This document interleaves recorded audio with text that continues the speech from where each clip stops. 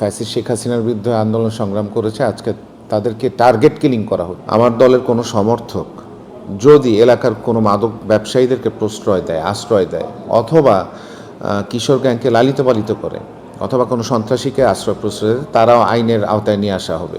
মুসাব্বির এই বিশেষ করে এই গণ অভ্যুত্থানে অনেক ভূমিকা রেখেছে। আন্দোলন সংগ্রামে বিভিন্ন সময়ে অনেক সাহস দিয়ে গুলির মুখে দাঁড়িয়েছে। সো সেই ক্ষেত্রে আজকে আমরা দেখতে পাচ্ছি 5 আগস্ট পরবর্তী সময় থেকে আমাদের যারা জুলাই যোদ্ধা, যারা ফ্যাসিস্ট শেখ হাসিনার বিরুদ্ধে আন্দোলন সংগ্রাম করেছে, আজকে তাদেরকে টার্গেট কিলিং করা হচ্ছে। এবং আমি মনে করি মুসাব্বিরকে হত্যা করার পিছনে টার্গেট কিলিং যারা নির্দেশনা দিচ্ছে তারাই জড়িত। আমাদের শহীদ ওসমান হাদি, গোলাম কিবরিয়া, আজকে মুসাব্বির, এরকম আমি মনে করি যে যারা শেখ হাসিনার বিরুদ্ধে, আওয়ামী লীগের বিরুদ্ধে লড়াই সংগ্রাম করেছে, যারা রাজপথে সাহসী ভূমিকা রেখেছে, আজকে তাদেরকেই টার্গেট করে কিলিং করা হচ্ছে।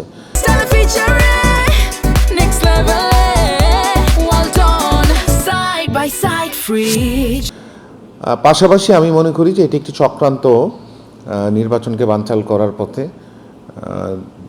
দীর্ঘদিন এই এলাকার, এই দেশের মানুষ তারা তাদের ভোটাধিকার প্রয়োগ করতে পারেনি, এবং ভোটাধিকার প্রয়োগ করার না পারার কারণেই ফ্যাসিস্ট শেখ হাসিনা পরবর্তী সময়ে মানুষের উপরে জুলুম নির্যাতন করেছে।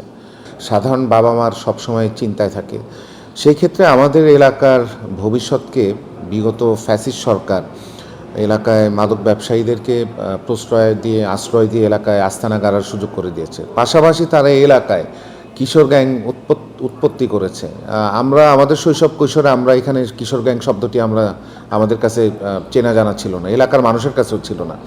কিন্তু আমাদের সন্তানদেরকে তারা বিভিন্নভাবে এই কিশোর গ্যাংয়ের সদস্য করেছে তাদের উদ্দেশ্য হাসিল করার জন্য।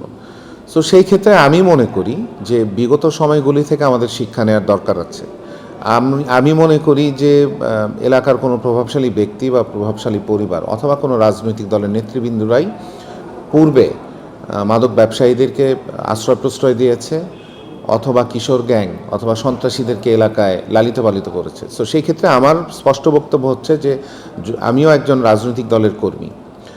আমি আমার দলের কথাটা দিয়ে সব জায়গায় বলেছি যে আমার দলের কোনো নেতাকর্মী, আমার দলের কোনো সমর্থক যদি এলাকার কোনো মাদক ব্যবসায়ীদেরকে প্রশ্রয় দেয়, আশ্রয় দেয়, অথবা কিশোর গ্যাংকে লালিত পালিত করে, অথবা কোনো সন্ত্রাসীকে আশ্রয় প্রশ্রয় দেয়, তারাও আইনের আওতায় নিয়ে আসা হবে, এবং তাদেরকে সর্বপ্রথমই আমি আইনের আওতায় আনতে চাই।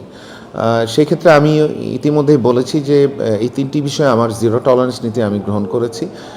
সেই ক্ষেত্রে আমি আমার সচেষ্ট এখানে আমার ভূমিকা রাখার চেষ্টা থাকবে।